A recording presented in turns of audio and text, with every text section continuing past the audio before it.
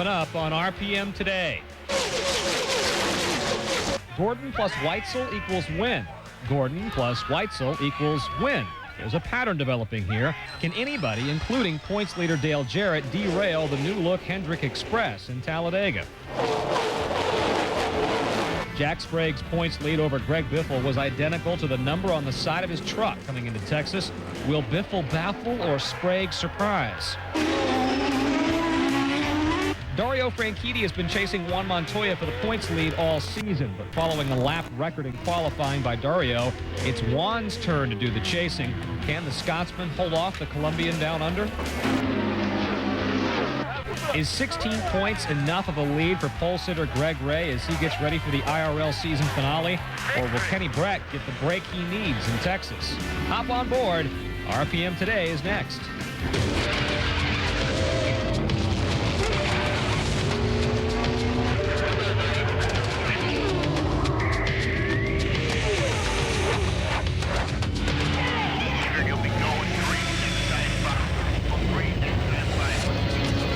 Restrictor plate racing at Talladega. Who could avoid the big one at the Winston 500 today? A look ahead coming up on RPM Today. Welcome, race fans. This is RPM Today. I'm Whit Watson. The day's news from Talladega coming up. As Matt Yoakum joins us later, we'll have you up to speed in just 30 minutes. Let's jump right to it by jumping down under for Kart's Honda Indy. Surfers Paradise, Australia. Controversy right off the start. Check out Paul Tracy in the green spot shadow. Moving from the right side to the left side, that enables him to pass Brian Herta at the start. And kart officials telling the Team Cool Green crew, you can't do that. Barry Green pleading his case to no avail. Tracy got black flag and had to drive through the pits. He would fall down to 10th place. Trouble as well in the race for Christian Fittipaldi. His car catching on fire. Fittipaldi with his first did not finish of the season. Juan Montoya began the race with a 12-point lead on Dario Franchitti. The target team trying to lock up a championship. Montoya aggressively goes outside, passing Michael Andretti for 6th place. With 16 laps to go, Montoya running 3rd behind Adrian Fernandez. And watch this, locks up the brakes and into the rubber. He would finish 16th, his 5th DNF of the season, a costly mistake. He locks up the brakes. Could that be the points championship? Stay tuned. The pole sitter, Dario Franchitti, capitalizing on that mistake off the restart. He goes to the outside, rockets his way into first, passing Jan Magnussen for the lead. And from there, he would coast home to the checkers, passing Montoya's empty car in the process. Franchitti picking up his 3rd win of the season. More importantly, picking up 22 points in the points chase. A critical win for him in terms of points. We'll show you why momentarily. Max Pappas 2nd down under. Montoya 16th after that spin out. With one race left, Franchitti seizing the points lead as the kart series heads towards its final date in Fontana. You couldn't ask for any more. 22 points. I mean, competition 1, no points. You know, it's really helped us out. It's all to play for now at Fontana. 500 milers are difficult, but we're going to go in there and try and keep this lead, try and win the race. The Ford engine ran very, very strong today. You know, we had no problem with the Firestone tires, and Bobby and the crew, you know, was very, very good. You know, we had a very, very good race, and I want to dedicate my 2nd place to my friend Gonzalo that is up there, and for sure is very happy for me. Pappas referring to Gonzalo Rodriguez, who was killed in practice at Laguna Seca a couple of weeks ago. Dario takes a 9-point lead into the final race of the season. He was trailing Montoya by 12 prior to the race at Surfers Paradise. Montoya attempting to become the first rookie since Nigel Mansell in 1993 to win the points title. The starting grid at today's Winston 500 at Talladega featured some names we don't usually see up front. Kenny Wallace starting 3rd, Wally Dallenbach starting 7th. But the pole sitter, well, they don't call him Front Row Joe for nothing. Nemechek will take them to green today in Alabama, where Matt Yoakum is standing by. Matt, starting up front is a good thing at Talladega. Restrictor plates obviously mean tight racing. And the first couple of rows feature some interesting stories today, we understand.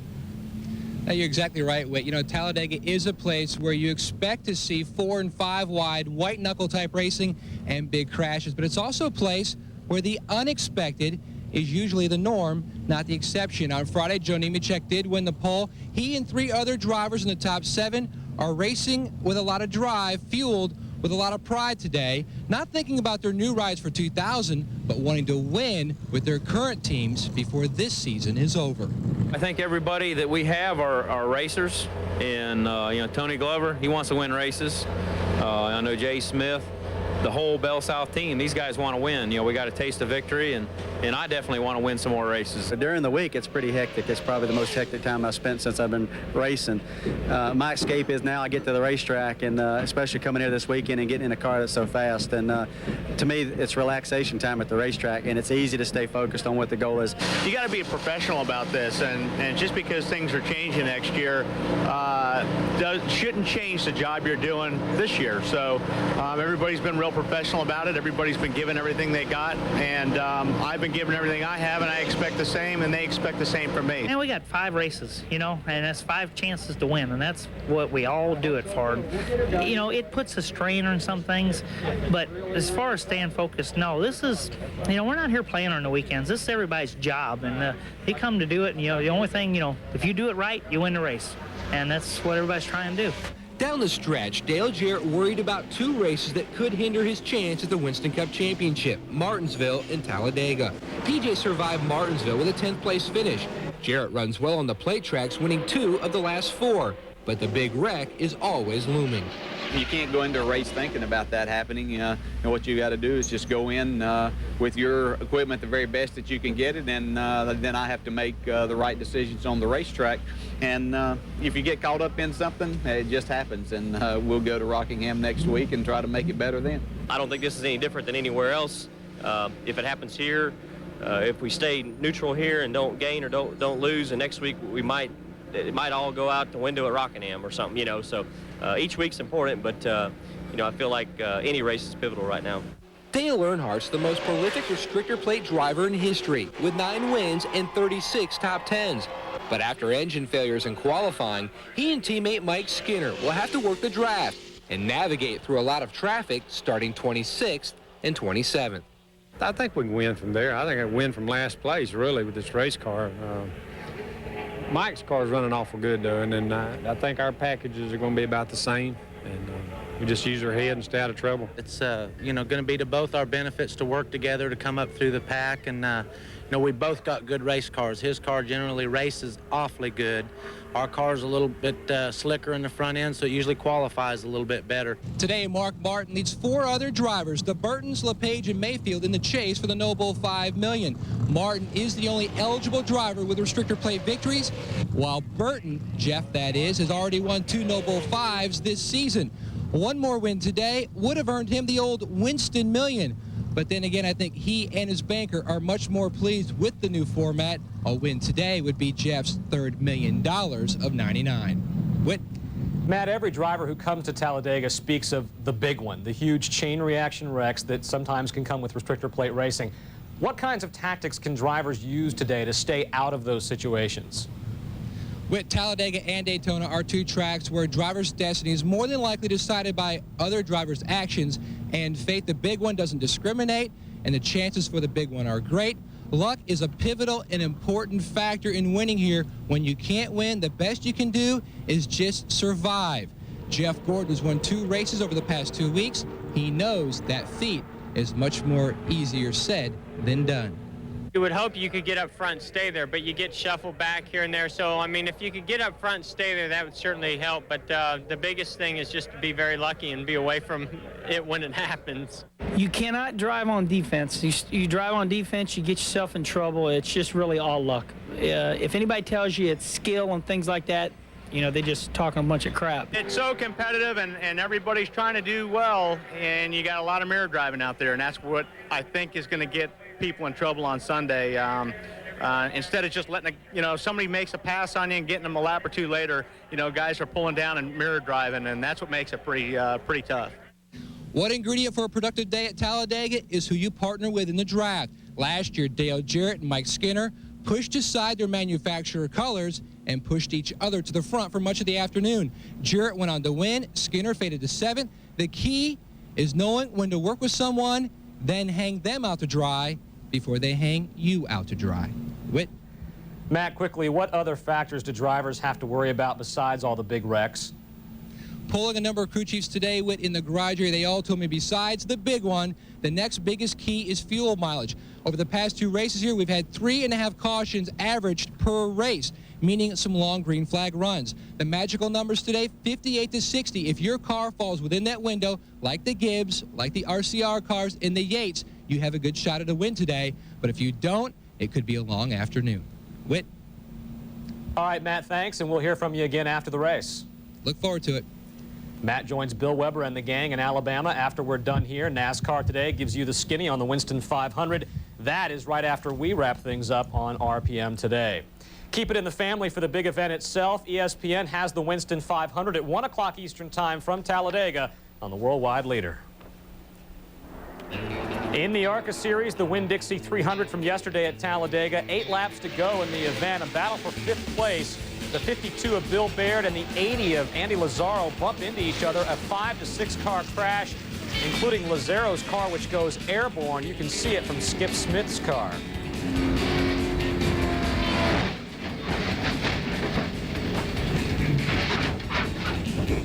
This race would finish under caution. Bob Strait winning his first race on a super speedway, winning the Winn-Dixie 300. Not all good news, though. Excited to win, doing donuts on the track. He damages his spoiler in the process and fills his car with smoke. You notice the number 80 car of Anthony Lazzaro going airborne. He was held overnight at the hospital with a fractured vertebrae. Lazzaro is moving to the Busch Series next year with the Cal Wells team. Greg Ray and Kenny Breck are both eyeing the IRL points title today in Texas. Coming up, we'll head there to get more on today's event and the race for the championship. Also on deck on RPM Today, trucks in Texas as well. Jay Sauter was hoping to build on his hot streak. Highlights are Ahoy from the O'Reilly 300. And would the shoe drop in Malaysia? Michael Schumacher and company in a controversial F1 finish. RPM Today is brought to you by Michelin. Watch College Game Day Saturdays at 11 a.m. Eastern Time and find out how you can win with Michelin and ESPN. Trucks in Fort Worth for the O'Reilly 300 on Friday night. Early on, points leader Jack Sprague gets a little loose and a little bit into Marty Houston, but manages to save it. Sprague finished 11th in the race. Early on, all Ron Hornaday. He led 81 of the first 90 laps, but Hornaday would make contact and sustain some damage, and he would finish in 10th position. 6 laps to go. Last week's winner, Jay Sauter, gives Greg Biffle a love tap and then goes by on the inside for the lead. Meanwhile, Mike Bliss in the 99, running in 13th position, gets loose and brings out a caution flag. The race had to run extra laps.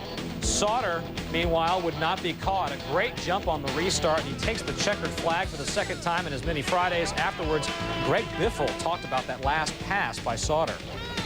How the 3 got by me is he got me, bumped into me and got me a little loose leaving 2 over there. But that's racing, you know, if you got a faster truck. It was a little hairy on a speedway like this to get bumped and a little bit sideways. But, you know, he had a faster truck. We could win it.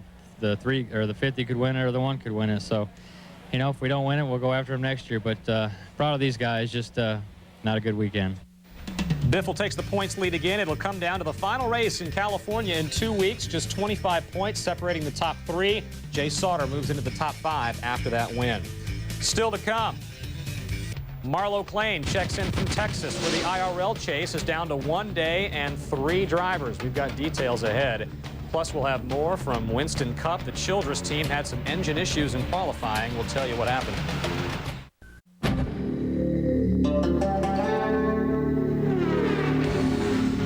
Greg Ray entered qualifying at the Mall.com 500 as your points leader in the IRL and only helped himself in Texas. His pole position gains him 3 crucial points as they line up today for the final event of the season. Greg Ray, Kenny Breck, and Sam Schmidt all have a realistic shot at that IRL title with 1 final race to go today. And to help the fans keep track of who's doing what, all the contenders will have a special high-visibility fluorescent paint scheme added to their cars just for this race. Well, Marlo Clain's in Texas to help us see the championship picture a little bit more clearly. Marlo, this is what the IRL was hoping for, a fight literally down to the wire. Set the scene for us, if you could, in what appears to be a soggy Texas situation. That's, of course, if we get the race in today. Greg Ray enters this race with a 16-point lead over Kenny Breck in the race for the championship. Ray has done that on the strength of his qualifying this year. He has earned 19 points towards the championship in qualifying alone this year, compared to Kenny Breck's just 1 point. Today, Greg Ray will start from the pole for the 4th time this year. We've struggled all weekend long. We've had 3 practice sessions and we've blown 3 engines, and we really kind of got to the end of our rope coming into qualifying, and so we put in a race engine and made some qualifying calls that we've done before and really didn't know how the car would respond, and so it was just a big gamble. There's nothing we can do about that. We did as good as we could in qualifying, and Greg did a little bit better, so we just have to take that and go into the race and try to beat him there. When I saw Sam Schmidt bump Kenny Breck back to 4th, I was kind of like, well, yeah, at least Kenny doesn't get that one last point. And, we were 5th quickest in practice this morning. And, it's really hard to say who does their times in a draft and if they do them on their own and how much fuel they're running. So this is a big rabbit out of the hat for Team Menard. Whit, as you said, the only person who's mathematically still in the chase for the championship is Sam Schmidt. He will start 4th today. Marlo, for those who don't know, a pretty scary moment on pit road late in the final practice on Saturday. Nearly a dozen people hospitalized. Can you explain what happened? What happened was Nicholas Jonsson was leaving his pit, and the prevailing theory in the garage area today is that he may have lifted his finger off of the speed limiter, and that's when he slid into Tice Carlson's car. 10 people went to the hospital yesterday. 3 people were seriously injured. They were not life-threatening injuries. They had broken bones. As far as today, Tice Carlson will start the race. Jonsson will not. I talked to everybody at the care center here yesterday, talked to most of them at the hospital last night. Everybody's in good spirits. It's going to be a long recovery for a couple of our guys with their broken bones, how severe they are, but everybody wants us to go out there and win a race today. Jonsson's crew will crew Tice Carlson's car today. Marlo, the Truck Series also in Texas this weekend, which apparently held some interest for A.J. Foyt. We know he's looking for a Winston Cup driver for next season. So who was catching his eye in Texas? He said it was convenient for him to talk to some of the truck guys. Jack Sprague he spoke to, he says he likes his driving style. He also talked to Mike Bliss and Mike Wallace. As far as his IRL team, look for an announcement about Jeff Ward being one of his drivers of the IRL car next year. That announcement should come in the next week. Also, they will discuss Billy Boat's status with the team after the season, but they will also talk to Robbie Buell after the season, but they are expecting Kenny Breck to move on. All right, Marlo, thanks, and hopefully, weather permitting, we'll hear from you again after the race. Thanks, Whit. The big event can be seen on your television later today. A champion will be crowned on ABC at 4 o'clock Eastern Time. Still to come, we'll head for Malaysia and Formula One. Was Michael Schumacher's return to the track a happy one? Details are ahead. Plus more from Winston Cup, the racing skinny on some motor troubles for the Childress team. News from Talladega coming up.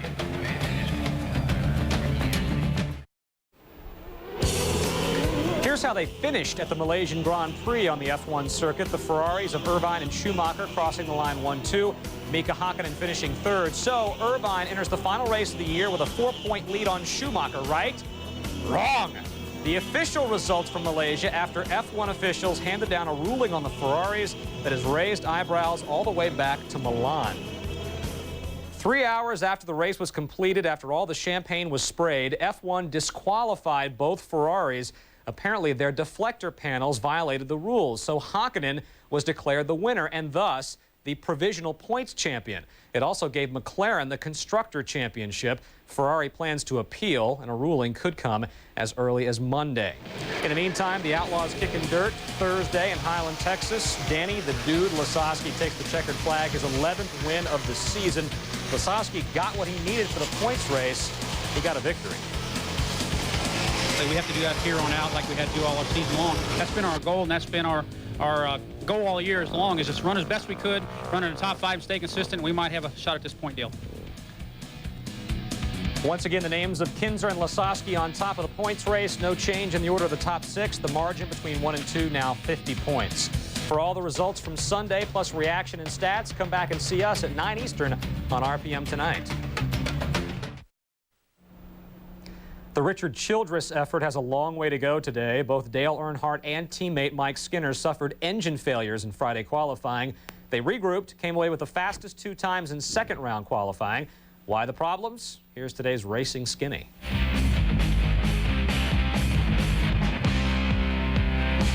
Something is wrong with Skinner's car. I think something's wrong. It's a very fine line on the package. It's a very fine line on the tune-up. The amount of fuel we use, the kinds of oil we use, the amount of oil pressure we run, the viscosity of the oils. We stepped across that line. Myself and Danny Lawrence, the engine tuner on the 3-car, we got to the point where we stepped across that line this weekend, just trying to make the cars fast enough to sit on the pole or